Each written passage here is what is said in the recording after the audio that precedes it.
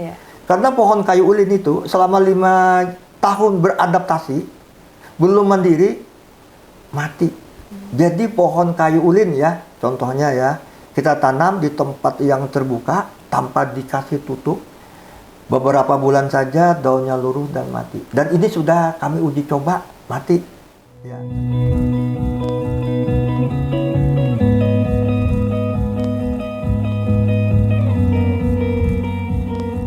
Assalamualaikum warahmatullahi wabarakatuh. Selamat datang di Earth Sound episode 10.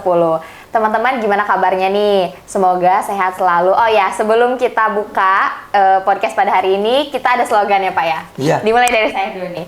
Kalau kami slogannya Salam Lestari. Ya, kalau Bapak slogannya? Salam hijau, lestarikan alam. Iya, begitu salam simbolnya. hijau. Iya, kayak gini ya simbolnya. Iya. Nah, ngomong-ngomong tentang lestari dan hijau gitu, hari ini kita ada clue nggak nih teman-teman? Tulis dong di kolom komentar nih, kira-kira clue-nya apa? Hari ini kita bakal ngebahas apa?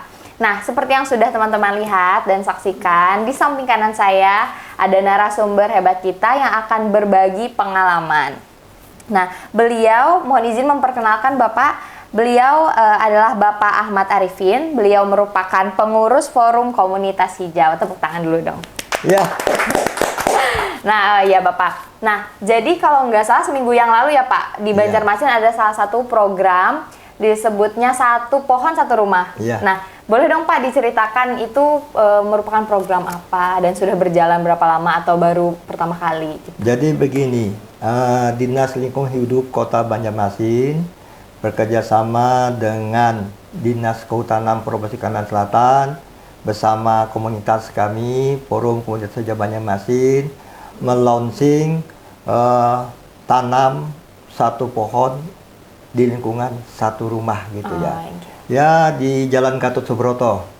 Nah, sebagai perdananya Dinas Kehutanan menyerahkan 500 bibit pohon kepada masyarakat, dan program ini rencananya Banjarmasin yang terdiri 52 kelurahan akan diserahkan masing-masing 500 pohon.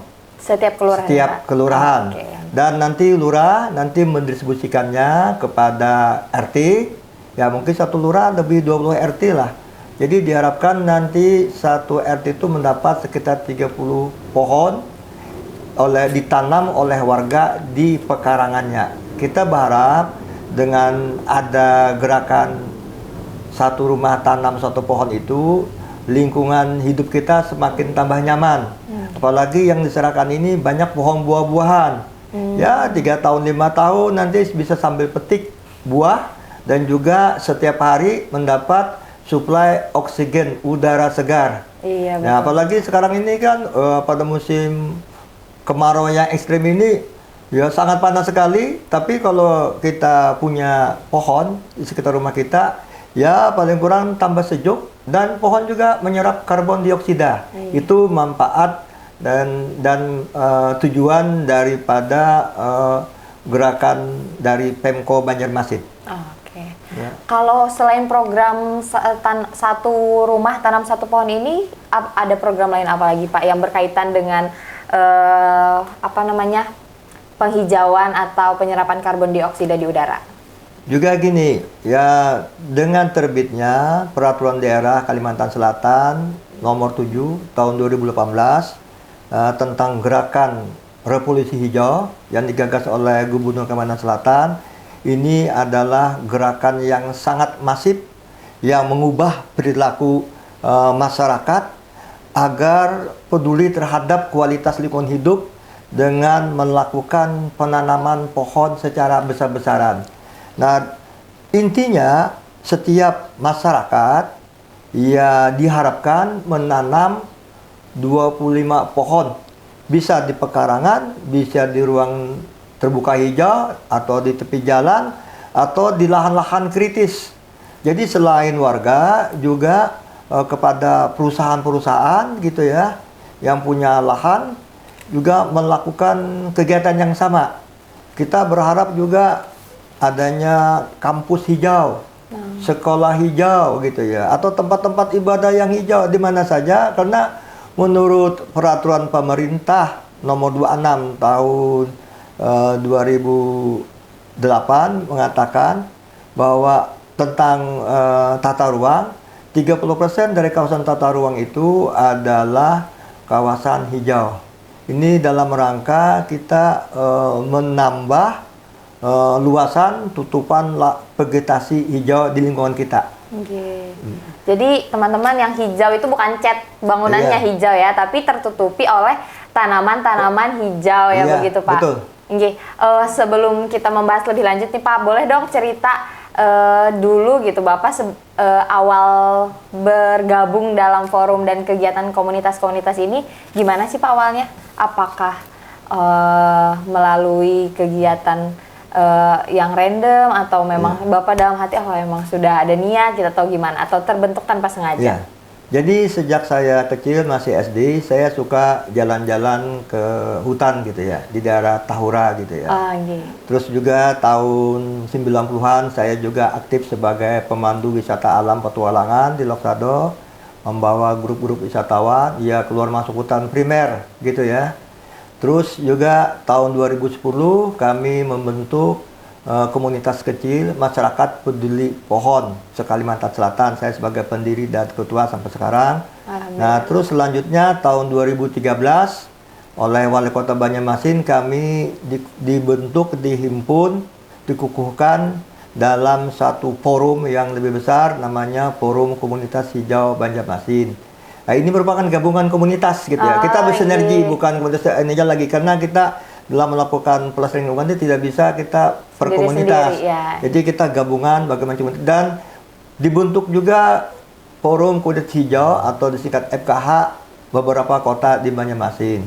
Nah, tahun 2015 kita ada khususan ya masyarakat peduli sungai juga. Ini kaitannya dengan hutan. Karena hutan adalah ya menyerap, menyimpan, dan mengalirkan air ke sungai-sungai. Nah, jadi kami banyak kegiatan ke lingkungan yang saya ikuti supaya kita ini semakin sadar tentang lingkungan, karena kita tidak bisa lepas daripada lingkungan hidup gitu ya. Kalau program-program yang berkaitan menanam pohon ini kan Pak banyak ya, ada menanam 1000 pohon, 100 pohon, dan pohon-pohon lain. Biasanya pohon apa sih yang ideal untuk ditanam bersama-sama atau persendiri, atau yang direkomendasikan Bapak? Ya, tahun 2010 kami masyarakat peduli pohon melakukan membuat kebun bibit sekitar 5.000 pohon, dan dilakukan penanaman di berbagai tempat di Kota Banjarmasin, Banjarbaru, dan Wetan Banjar gitu ya. Itu kami lakukan dalam rangka mempercantik atau estetika tepian jalan, karena pohon pinang itu punya nilai estetika yang tinggi gitu ya. Nah, setelah kami bergabung dengan Forum Komunitas Hijau Banjarmasin, kami lebih luas lagi jenis-jenis pohonnya, yang utamanya jenis pohon penghijauan ya, yang letaknya di lahan-lahan kritis juga. Dan juga kami menanamkan pohon itu juga di daerah di sungai-sungai, tanam teratai juga. Nah, tanam teratai. Jadi seperti kami bisa sebutkan, kita melakukan penanaman pohon bersama masyarakat di daerah Dusun Papagaran, di Kecamatan Hantakan, Hulu Sungai Tengah, sebanyak 4.000 bibit pohon yang dapat sumbangan dari program Revolusi Hijau.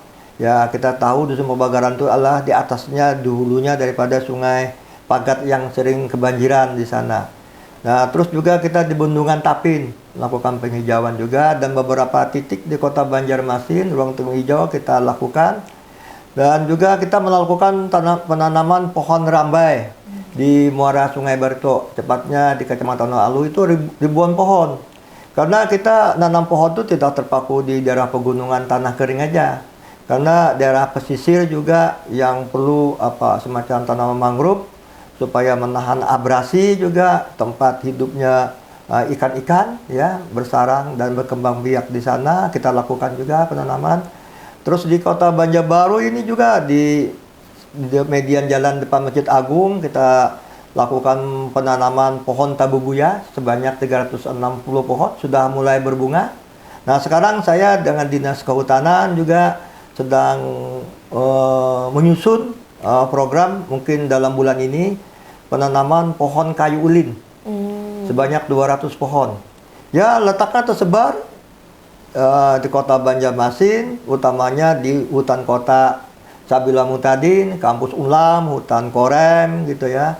Dan juga nanti di Kabupaten Banjar itu di RTH-nya di belakang Stadion Indrasari, dan juga di Karangintan itu ada Taman Keanekaragaman Hayati sekitar 8 hektar, yaitu 200 pohon kayu ulin.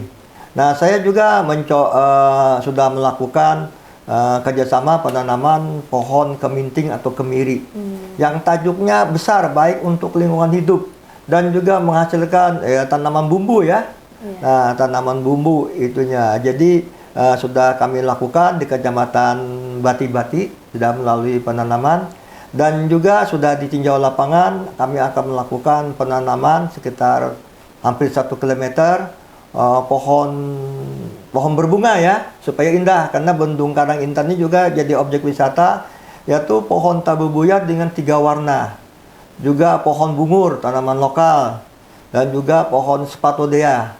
Nah, itu dalam musim hujan ini kita akan sibuk dengan melakukan penanaman, karena gini, sesuai dengan keputusan Presiden nomor 8 tahun 2008,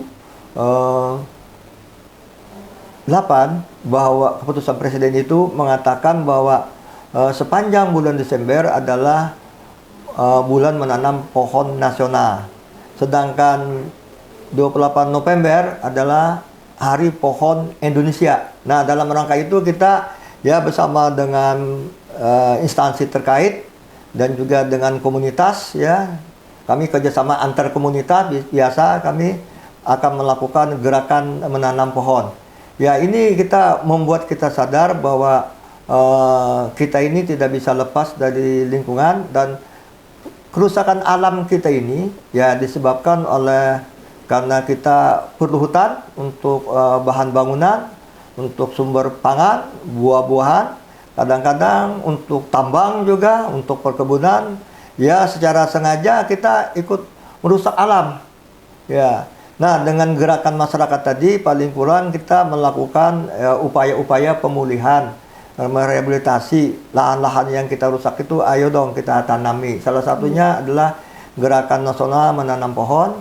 Dan yang kedua juga, selain menanam pohon, kita dalam rangka melestarikan alam, bagaimana kita alam itu tidak terganggu. Ya, kalau kita merawat alam, maka alam juga akan merawat kehidupan manusia. Karena apabila pohon kita tebangi gitu ya, maka ya secara tidak langsung kita mengundang bencana gitu ya, ditimpakan kepada diri kita sendiri. Nah, dengan adanya bencana banjir 2021 yang dari 13 kabupaten kota sekasal ada 11 ya yang tertimpa banjir besar Januari 2021. Nah, ini membuka mata dan pikiran dan hati kita bagaimana kita mengurangi ya dampak-dampak yang mengakibatkan terjadinya kerusakan alam. Cukup menjadi teguran ya Pak ya? Iya, teguran. Mari kita untuk merenung gitu ya. Iya. Tapi jangan bertajam pada rumput yang bergoyang ya. Itu Kira nggak ada jawabannya. Nggak ada jawabannya itu ya. Oh iya ya. Pak.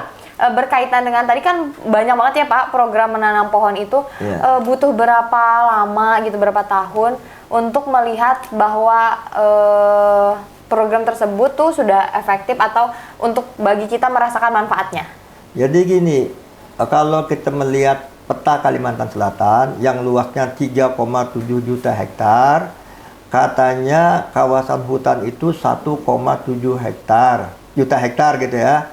Sekitar 45% dari wilayah Kalsel adalah kawasan hutan. Itu menurut peta. Tapi kenyataannya 25% dari kawasan hutan adalah lahan kritis. Lahan kritis artinya lahan yang tidak produktif untuk tumbuhnya suatu vegetatif. Dan lahan itu juga tidak baik untuk tata air secara alaminya. Karena tadi topsoilnya sudah hilang, ya, humus, dan juga erosi sampai ke sungai.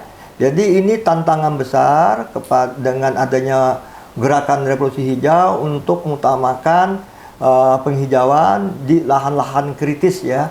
Ya, target dari pemerintah Provinsi Kalimantan Selatan, kami bekerja sama dengan Dinas Lingkungan Hidup dan juga dengan Dinas Kehutanan.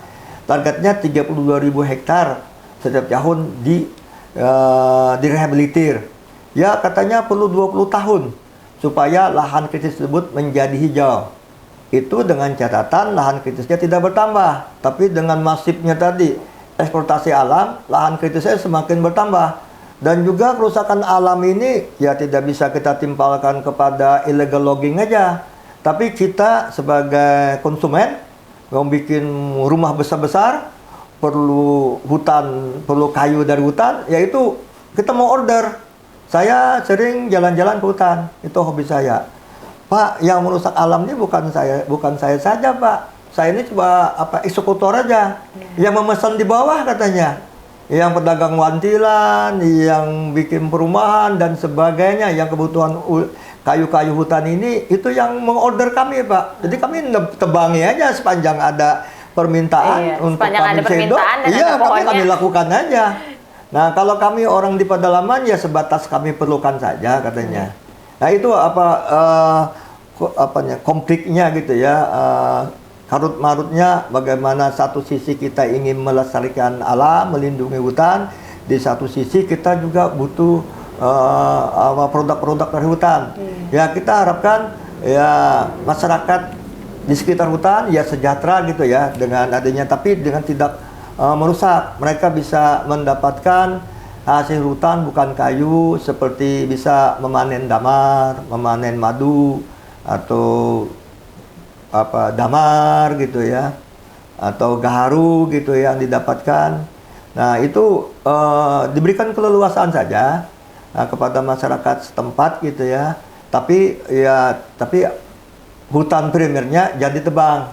Nah, kita berharap juga pemerintah Kalimantan Selatan lah gitu ya.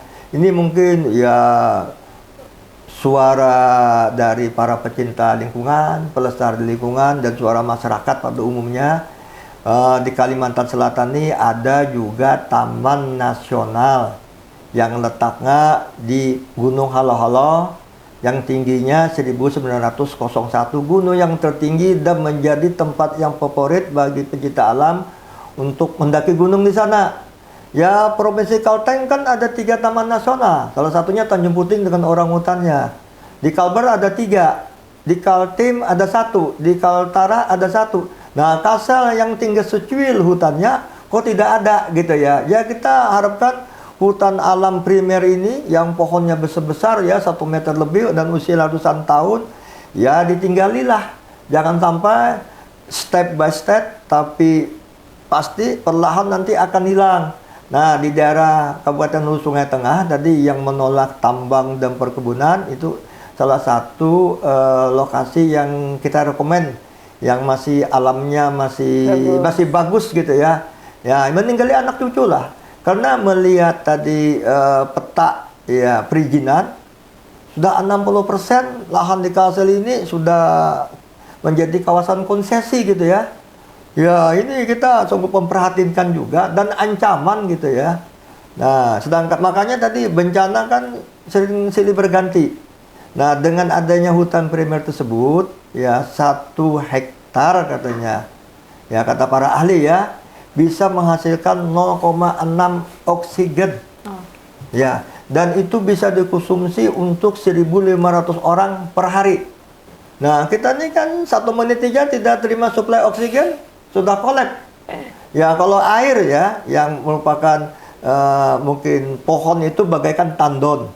Ya, air hujan ditampung di dedaunan, diserap oleh akar gitu ya, ditampung di batang pohon, disalurkan melalui akar. Nah, itu kalau air kita kebutuhannya kan 2 liter per hari. Kalau airnya kering, nah, karena hutannya tidak ada, otomatis itu airnya akan kering pada musim kemarau. Karena tidak ada yang menyuplai. Kalau hujan lebat, airnya langsung tumpah ke sungai. Jadi semacam ekosistem lah. Jadi itu ini ya Pak. Jadi satu ekosistem, jadi lingkaran ekosistem. Jadi fungsi hutan itu atau manfaat hutan ini selain juga menghasilkan oksigen dan juga menyerap karbon dioksida dan juga mengatur tata air. Karena tadi pohon tadi bagaikan tandon air. Ya, mencegah bencana banjir, jadi tanah longsor, jadi erosi dan sebagainya. Dan hutan juga jadi habitat. Bukannya untuk makhluk hidup manusia aja, tapi makhluk hidup untuk satwa juga, untuk tumbuh-tumbuhan lain juga. Nah, banyak tanaman yang tumbuh di pohon-pohon besar seperti apa ya, tanaman anggrek dan sebagainya ya, burung-burungan juga. Bila hutannya ada, burung-burungnya ya pada mengungsi atau meninggal dunia juga, dia tidak bisa bertahan gitu ya. Jadi banyak sekali ya manfaat dari hutan, dan hutan juga bisa mempengaruhi iklim. Ya, musim hujan dan musim panas, karena dia akan membentuk semacam apa ya, pola curah hujan. Makanya dengan hutannya semakin menipis ini, cuaca kita ini perubahan iklim gitu ya, dan terjadi pemanasan yang cukup tinggi. Nah, dengan kita mempertahankan hutan yang tersisa ini, ya semoga perubahan iklim kita ini tidak begitu drastis, karena kesepakatan dunia targetnya 2050 kenaikan iklim kita ini bagusnya satu derajat saja, tapi katanya batas toleransinya 1,1 derajat.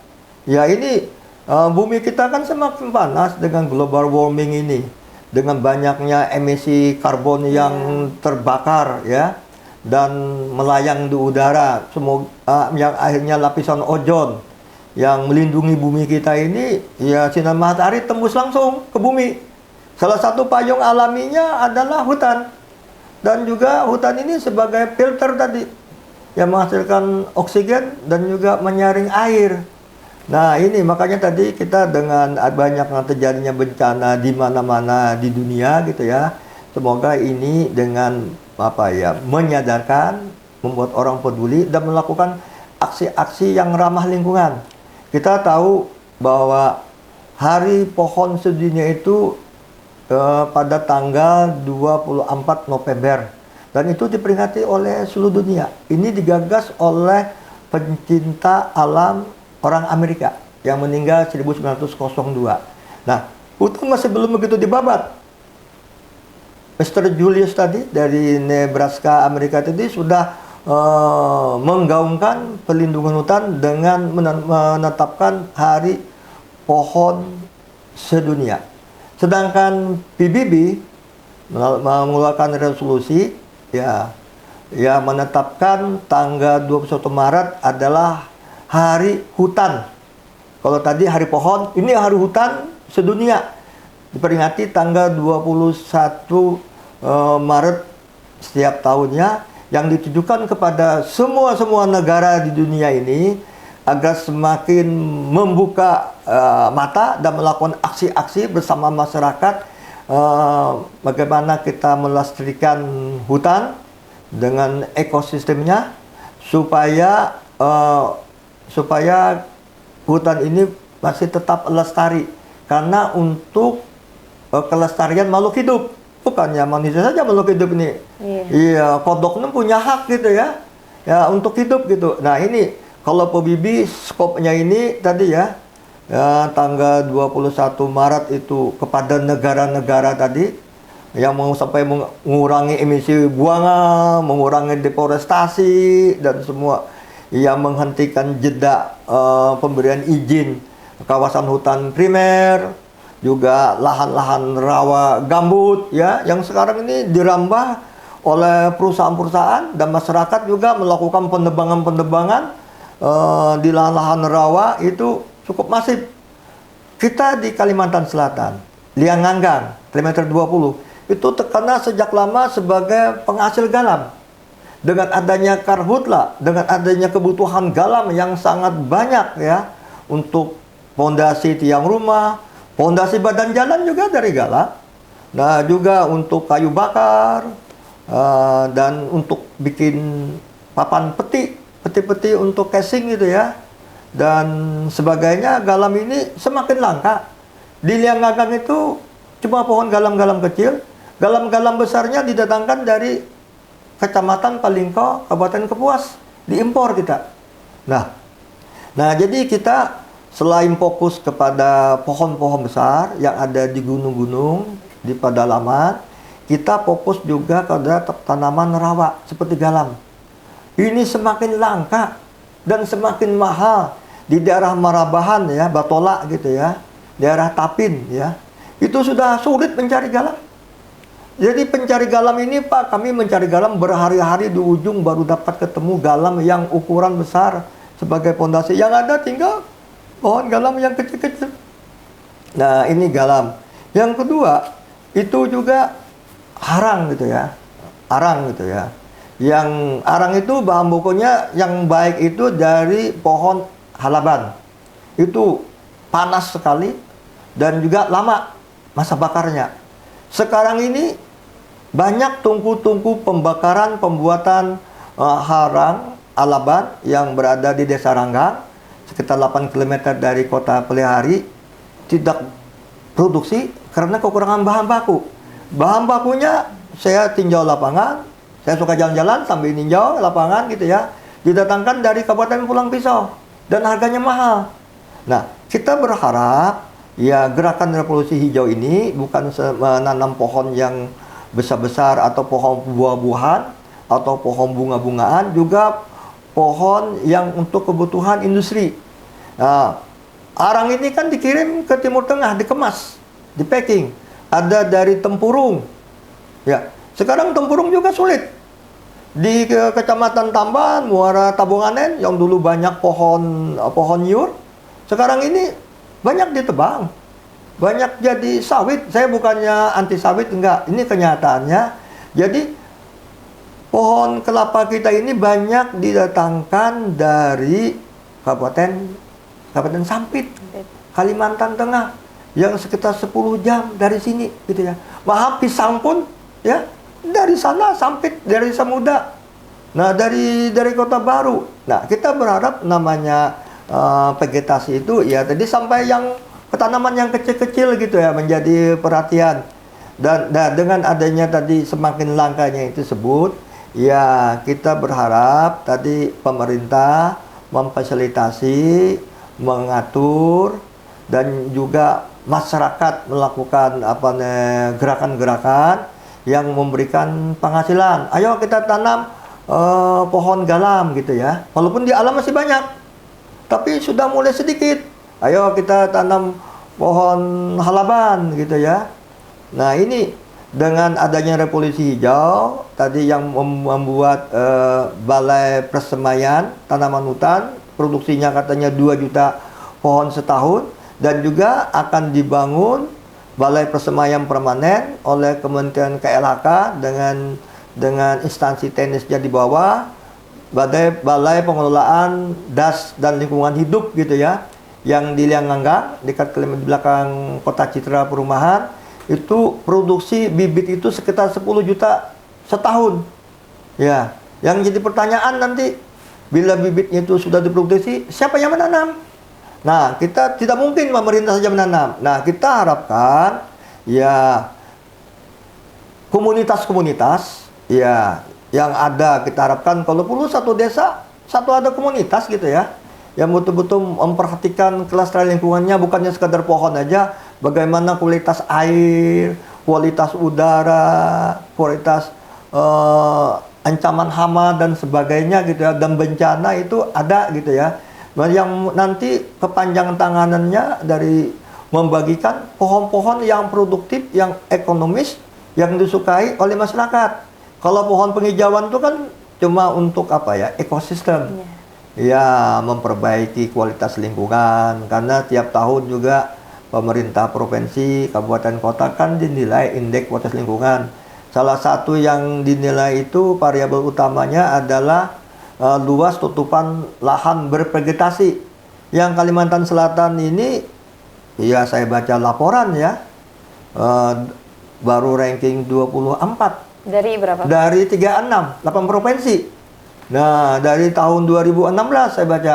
Kelemahan yang utama adalah tutupan lahan kita yang masih persentasenya masih kecil dan masih banyak lahan kritis. Di antara Pulau Kalimantan, 5 provinsi, indeks kualitas lingkungan hidup KASA masih paling rendah. Jadi ini ya semacam introspeksi bagi kita dan menjadi penyemangat bagi semua pihak. Ya kita bekerja sama, ya kita harapkan perusahaan-perusahaan yang mengizin pinjam pakai kawasan hutan ya untuk kegiatan eksploitasi alamnya betul-betul melakukan penghijauan. Ya, kan peraturannya kawasan yang minjam melalui Kemen KLHK itu melakukan penghijauan, penanaman di lahan-lahan kritis. Jadi tujuan gerakan deposisi hijau selain lahan kritis juga di kawasan eks tambang, juga di ruang-ruang terbuka hijau, di tepi jalan, dan juga di pekarangan masyarakat. Ya tadi ada tempat-tempat umum, ada green campus, green school, atau green masjid, dan sebagainya lah. Dan penghijauan ini tidak saja di luar ruangan. Di dalam ruangan seperti ini kan ada tanaman-tanaman hidup lah. Kalau bahari kan orang tua kita ada kuping gajah, ada suflir gitu ya. Ya macam-macam. Sekarang ini kan dengan adanya kembang plastik, banyak plastik. Ya kita harapkan ya perkantoran ini kembalilah kita jadi hijau ramah lingkungan, bukannya basa-basi dengan tanaman plastik gitu ya. Tanaman hidup gitu ya. Supaya kita dalam hidup ini kita melatih asa. Kita betul-betul tanaman ini ternyata menyenangkan gitu ya. Lalu timbul kecintaan. Dengan kecintaan tersebut lalu kita ada semacam panggilan sebagaimana tidak merusak. Ya, tidak merusak alam kita dengan tidak membuang sampah sembarangan contohnya. Tidak memakai ASI yang berlebihan gitu ya, tidak menggunakan sebentar baru mau ke kios depan aja atau ke masjid sudah naik motor.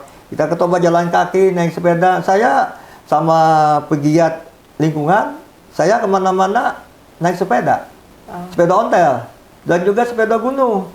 Ya kita memaksimalkan, kalau orangnya banyak kita pakai. Nah ini dalam rangka kita kelestarian lingkungan itu mengurangi emisi buang gitu artinya. Ya, jadi kita betul-betul hidup yang green lifestyle lah. Nah kita harapkan juga perusahaan-perusahaan ya yang menghasilkan gas buang pabrik-pabrik itu tidak tidak menyebar terlalu banyak. Dan terkait dengan sampah juga, walaupun kita bicara pohon, banyak sampah-sampah yang dihasilkan oleh pabrik yang sebetulnya tidak perlu. Coba kita masuk melihat makanan snack, makanan ringan, kayak cito-citosan gitu ya. Kalau isinya cuma sepertiga aja, 2/3 angin, sampahnya banyak sekali. Saya beraktivitas ya, ayo kita membersihkan sampah agar tidak banjir. Ya banjir karena hutan kita sudah gundul. Capek-capek juga Pak katanya. Pabrik yang membuat sampah yang banyak ini buat apa kita capek-capek? Kayak jadi kacung aja. Nah jadi full regulasi dari kementerian mengurangi sampah yang menyumbat banjir sungai-sungai dan drainase akibat hutan kita tidak semakin menurunnya daya dukung carrying capacity menampung hujan yang ekstrim atau kekeringan yang ekstrim gitu ya. Nah itu mari kita lingkungan kita pelihara dengan baik. Oh iya Pak, berkaitan dengan tadi hutan kritis ya Pak ya disebutnya. Nah, lahan kritis. Iya, lahan kritis. Nah, bagaimana kita handle lahan kritis itu kan susah ditanamin ini nggak bisa, tapi itu. Nah, gimana sih Pak antisipasinya gitu loh? Lahan kritis ini kan tidak subur. Yang tumbuh cuma ilalang biasanya. Dan ilalang mudah terbakar gitu ya, dan sementara waktu. Jadi perlu penanganan khusus dengan tanaman yang cocok dengan lahan tersebut. Kita tidak bisa menanam pohon kayu ulin di lahan kritis. Karena pohon kayu ulin itu selama 5 tahun beradaptasi, belum mandiri, mati. Jadi pohon kayu ulin ya, contohnya ya, kita tanam di tempat yang terbuka tanpa dikasih tutup. Beberapa bulan saja daunnya luruh dan mati. Dan ini sudah kami uji coba, mati. Ya, sekarang kami melakukan 200 pohon kayu ulin ini tepatnya di bawah pohon perlindungan yang cukup tinggi. Nanti 5 tahun dia setiap pohon itu perlu sinar matahari. Mereka akan berebut naik ke atas, merangsang mereka untuk cepat tumbuh. Fotosintesis ya. Ya, tapi kadang-kadang cepat tumbuh ke atas, kalau pohonnya terlalu rapat, pohonnya jadi kurus. Nah, kita nanti dibuat pohon ulin itu ya di tempat yang teduh ya sekitar 30% masih ada sinar matahari paginya gitu ya. Kalau terik sama sekali akan mati. Ini jadi lahan-lahan kritis ini perlu juga pemilihan jenis tanaman yang cocok. Salah satunya pohon halaban itu cocok. Di lahan kritis terbakar dia cepat bisa tumbuh. Bisa bisa tumbuh sendirinya lah gitu.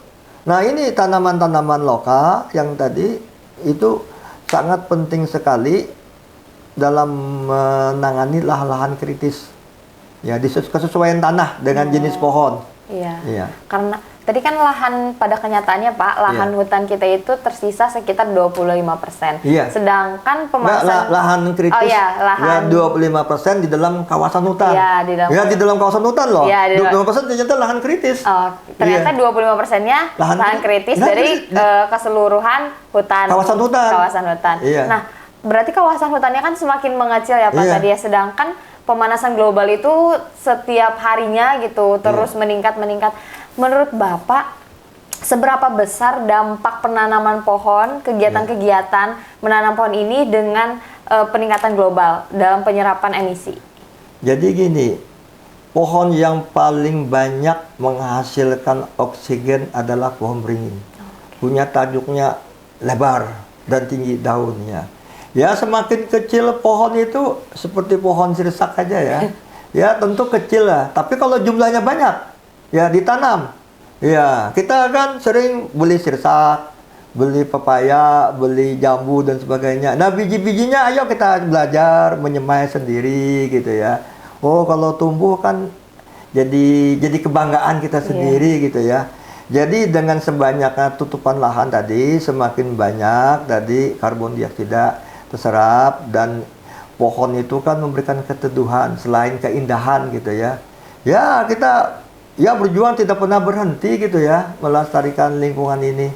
Dan kadang-kadang dapatnya ada kebakaran hutan, pohon yang kita tanam sekian ribu itu jadi hilang seketika ya. Dan pohon yang ditanam oleh komunitas, oleh petugas-petugas, oleh vendor, kita berkata jujur aja, 60% berhasil hidup sudah syukur. Selebihnya mati sia-sia. Karena salah tanam. Kalau kita menanam pohon di awal musim kemarau, mereka tidak akan survive. Sama menyiksa pohon. Lebih baik kita tunda saja nanam pohon di musim hujan berikutnya. Jadi dia lebih tinggi. Iya, kita nanam pohon bukannya sembarang tanam pohon aja. Jadi kita harus memperhitungkan juga musim hujan karena air kebutuhan utamanya gitu ya. Pohon apa aja. Jadi kita jangan sampai kecocokan lahan. Ini lahan tanaman pegunungan, kita tanam di air yang berawa, yang setiap hari, setiap waktu akarnya terendam, ya akan mati. Kayak pohon nangka, terendam berapa hari aja sudah warnanya kuning. Dia ada tanaman yang terendam air tadi cukup lama menjadi mati, kering dan mati, daunnya kuning gitu ya. Ya, pada waktu banjir 2021 di daerah Sungai Tabuk itu banyak selama 2 minggu ya terendamnya air. Ya, katanya tadi terjadinya illegal logging ya. Padahal legal logging juga banyak. Yang resmi beri izin juga. Legal mining juga ada. Illegal mining, ilegal yang tidak resmi ada juga. Nah, itu kita komunitas memberikan kemarin lebih 1000 bibit pohon jeruk. Sesuai mereka banyak mati pohon jeruk. Dan juga pohon-pohon rambutan dan sebagainya kita berikan ya, karena kita juga menerima donasi. Kita kita sering melalui media massa mengabarkan ininya, dikontaki, ayo kami carikan bantuan berupa kail gitu ya, tanaman yang mati gitu ya, kita sampaikan, kita salurkan gitu ya. Tapi kita konsultasikan juga tanaman yang cocok sesuai yang pernah tumbuh, yang ada di tanah, di pekarangan mereka gitu.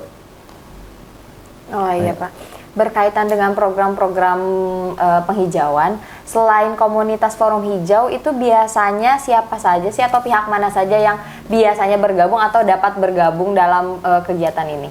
Jadi komunitas ini kan berhimpunnya masyarakat-masyarakat yang peduli atau hobi yang sama gitu ya. Kita bagaikan rumah pendopo. Bagi yang sedang mau silakan berhimpun, kita berangkat gitu ya.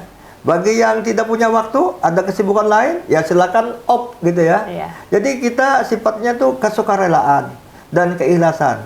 Kita ini bukan siapa-siapa, bukan tidak ingin menjadi siapa-siapa, tidak ingin dipuji, tidak ingin dihargai, tapi kami dengan melakukan gerakan ini, kami sudah merasa suatu kepuasan batin. Ya, dan kita berharap juga kita tidak mencari uang. Ya, kita lalu dengan melakukan komunitas kita mencari sponsor gini enggak. Kalau ada kecocokan kita bareng. Seperti 200 pohon kayu ulin ini.